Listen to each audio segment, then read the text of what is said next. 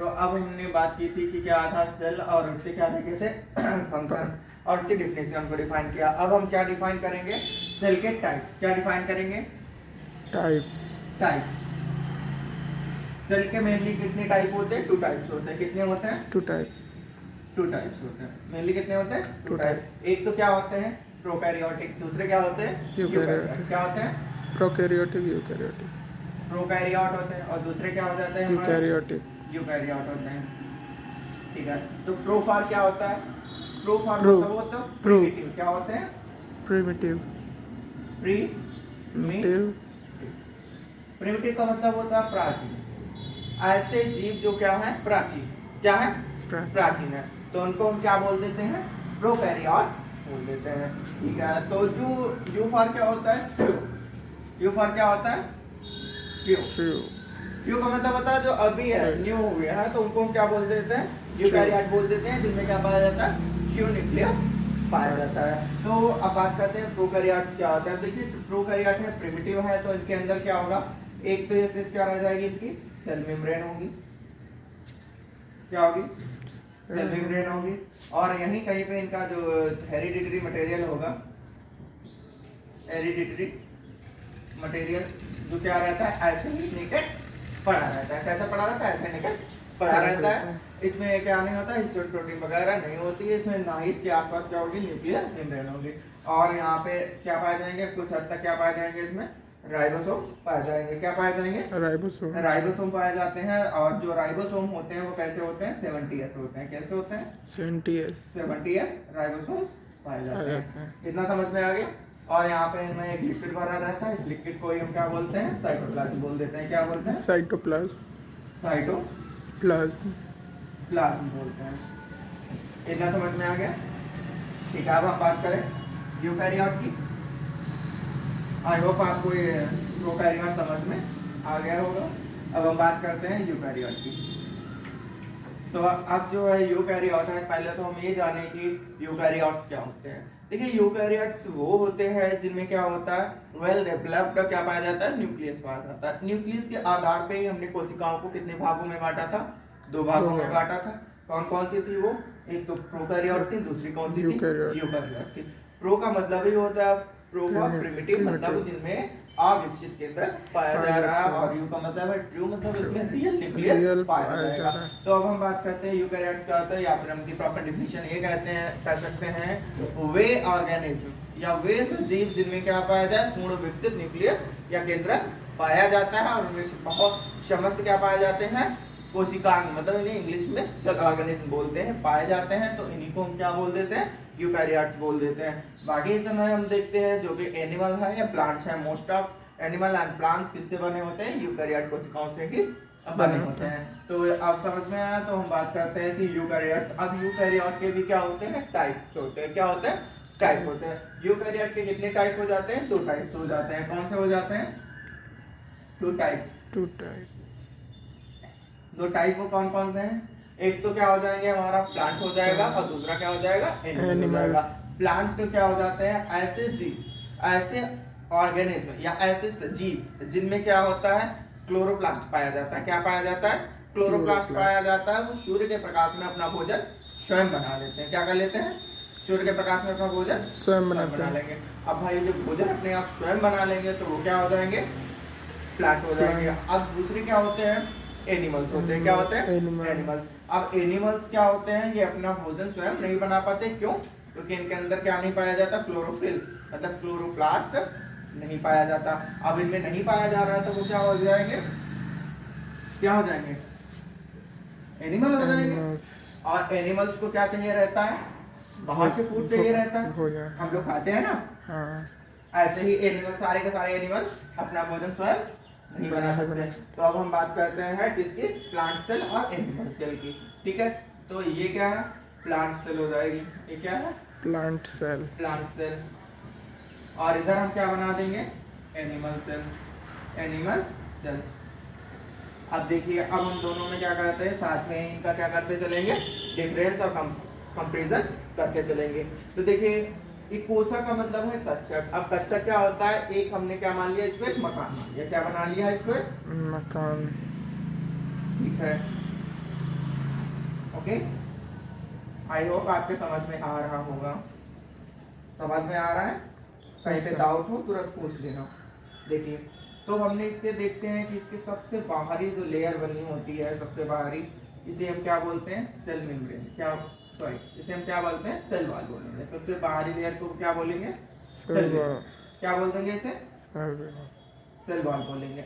इसे हिंदी में क्या बोलते हैं? कोशिका भित्ति बोलते हैं। क्या बोलते हैं? कोशिका भित्ति। कोशिका भित्ति बोलते हैं। तो सेल वॉल है, तो सेल वॉल का काम क्या होता है? ये सबसे अहम काम क्या करती है? सेल को क्या देती है? प्रोटेक्शन देती है। किसके से क्या देती है? प्रोटेक्शन। देखो, हम एनिमल्स होते हैं, ठीक है, वो अपनी सेल को क्या, अपनी बॉडी को क्या कर लेते हैं? प्रोटेक्ट कर लेते हैं। अगर किसी ने कुछ उन्हें हार्म पहुंचाने की कोशिश की तो वो क्या करते हैं? उससे अपनी आत्मरक्षा कर लेते हैं।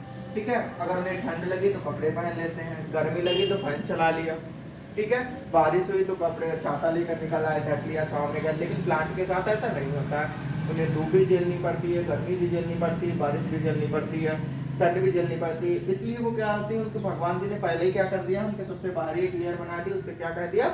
उसे क्या कहा है? सेल वॉल कहा है। ये जो सेल वॉल होती है सेलुलोज की बनी होती है, इसीलिए इसको टच करने पे हमें क्या लगती है? हार्ड होती है। और अगर हम बात करें पृथ्वी पर सबसे ज्यादा अगर कोई मटेरियल है तो सेल वॉल है। इससे ज्यादा कोई भी मटेरियल अभी तक प्राप्त नहीं किया जा सका, नहीं किया आता कि इससे ज्यादा कोई भी चीज है। तो अब हम उसके अंदर देखते हैं। उसके अंदर की जो लेयर होती है इसे हम क्या बोलते हैं? सेल मेम्ब्रेन बोलते हैं। ठीक है, अब जैसे हमने क्या कहा, एक हमारा क्या बना था? मकान। तो मकान की सबसे बाहरी बाउंड्री थी, क्या थी? सबसे मकान की सबसे बाहर वाली बाउंड्री थी। उस बाउंड्री को हमने क्या बोल दिया? Cell wall. क्योंकि वो मकान का हम बनाते हैं ना, मकान के बाहर बाउंड्री, उसको क्या करते हैं? प्रोटेक्शन के लिए बनाते हैं। तो प्रोटेक्शन कर रही तो वो क्या होगा? Cell wall. उसके अंदर हम क्या बनाते हैं? अपना मकान बनाते हैं। मकान की जो दीवार होती है मकान की, उस दीवार को क्या होती है? वो तो हमारी ही मकान की होती है। अगर उस पर कुछ करो डायरेक्ट हमको चोट पहुंचती है हमारे मकान को, तो वही क्या होती है? Cell membrane. अब इसके अंदर दूसरी लेयर क्या होगी? सेल मेम्ब्रेन होगी। ठीक है, अगला क्या होता है?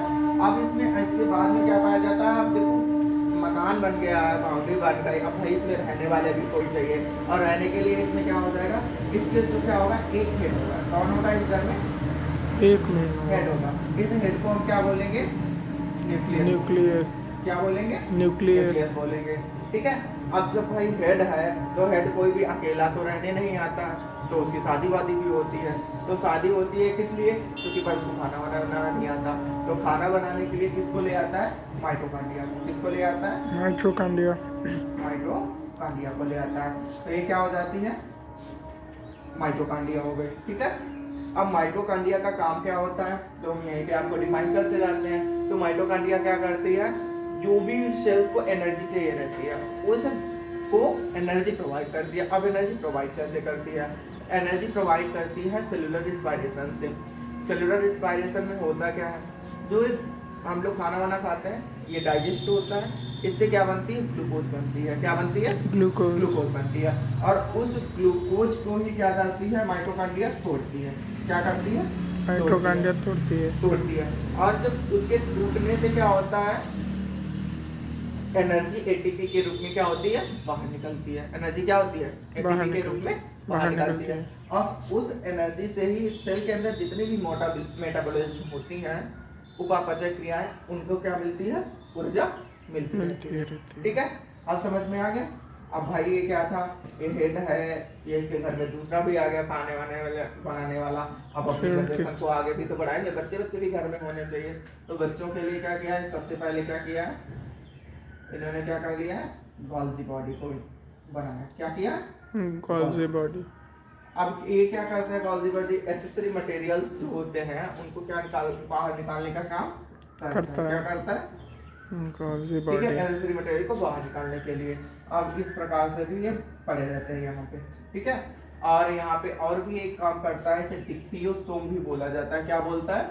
डिक्टियोसोम। ये छोटी छोटी जो होते हैं इन्हें क्या बोलते हैं? डिक्टियोसोम। अब ये डिक्टियोसोम क्या करते हैं? इसके बीच में ऐसे क्या बना लेंगे? एक लेयर बना लेंगे।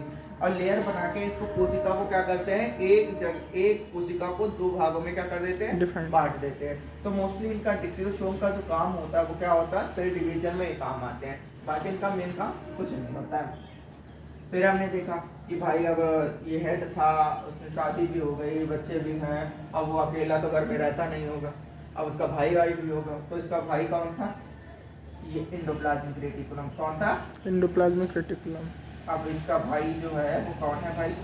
Endoplasmic reticulum. ठीक है, तो इसके भाई को हम देख लेते हैं भाई, एंडोप्लाज्मिक रेटिकुलम को। अब देखिए एंडोप्लाज्मिक रेटिकुलम है, ये काम क्या करता है?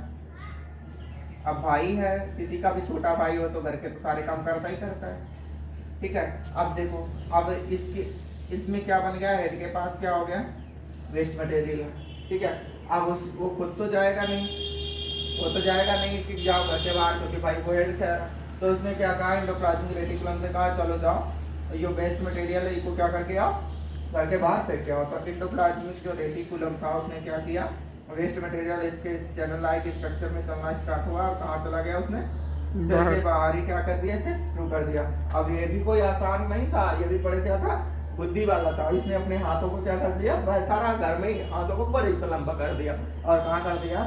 कोशिका के बाहर, मतलब घर के बाहर क्या कर दिया? फेंक दिया। अब इतना समझ में आया? तो लेकिन जब ये वहां से हाथ पीछे कर रहा था तो इसके हाथों में क्या किया? कुछ ना कुछ क्या हो गया? बैठ गया। अब भाई घर के बाहर जाएगा तो धूल मिट्टी बैठती है। अब इसने क्या किया? इसके ऊपर कुछ कड़ बैठ गए, छोटे छोटे क्या बैठ गए? कड़ बैठ गए। अब इसने क्या किया है? कुछ कड़ जो बैठ गए हैं, इन कड़ों को ही हम क्या बोल देते हैं? राइबोसोम। क्या बोल देते हैं? राइबोसोम। राइबोसोम। अब इसने कहा ये क्या गंदी गंदी चीजें हमारे हाथों में लग गई हैं, इनको हम कैसे हटाएं? तो उसने कहा कि अगर हम इनको हटाएंगे, अच्छा तो कोई बात नहीं, हम इनको अपने ऊपर बैठा ही रहने देते हैं, अब हटाने का काम छोड़ देते हैं। तो देखा कि थोड़े दिन के बाद क्या हुआ? इन्होंने क्या करना शुरू कर दिया? उसकी मदद करनी शुरू कर दी। अब मदद कैसे की? उसकी क्या बना दी? बॉडी शॉडी बनानी शुरू कर दी। अब बॉडी बिल्डिंग का काम करने लगे। अब बॉडी बिल्डिंग का जो काम कर रहे थे तो उसके अकॉर्डिंग ये क्या हो गए? राइबोसोम हो गए। और राइबोसोम का मेन फंक्शन क्या होता है? प्रोटीन का फॉर्मेशन करना। क्या करना? प्रोटीन का फॉर्मेशन करना। अब आई होप आपको यहाँ तक सारी चीजें समझ में आ चुकी होंगी। अब क्या होता है? अब इनका भोजन क्या था? इनके घर में इनके पास जो थे भोजन, ये बाहर से नहीं लाते थे, ये भोजन क्या करते थे? घर में खुद ही बनाते थे। घर में भोजन खुद ही बनाने के लिए इन्होंने एक और व्यक्ति को क्या किया कि भाई खेती वेती वाले थे तो खेती करवा रहे थे, और जिससे वो खेती करवा के भोजन तैयार करा रहे थे उसको क्या बोला है? क्या बोला है?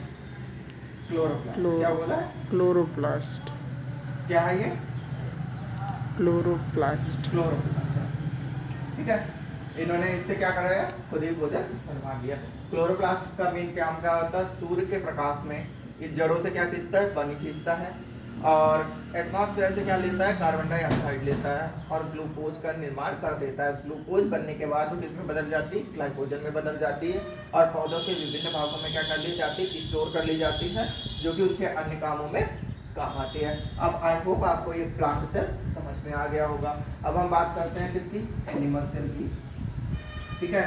अब भाई प्लांट वाले इतने अगर स्ट्रॉन्ग थे तो एनिमल वाले भी क्या होंगे? कुछ तो उससे स्ट्रॉन्ग रहेंगे।